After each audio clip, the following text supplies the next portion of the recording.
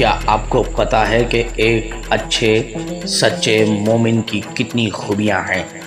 یہ خوبیاں امام علی علیہ السلام نے اور حضرت رسول خدا صلی اللہ علیہ وآلہ وسلم نے ذکر کی ہیں۔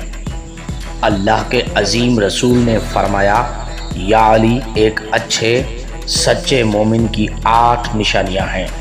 یہ نشانیاں جس میں ہوں پکا مومن ہے۔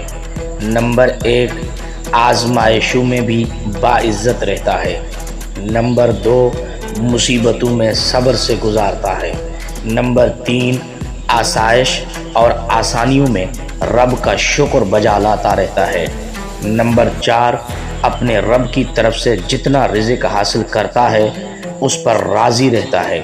نمبر 5، یہ اتنا اچھا ہوتا ہے کہ اپنے دشمنوں پر بھی ظلم نہیں کرتا۔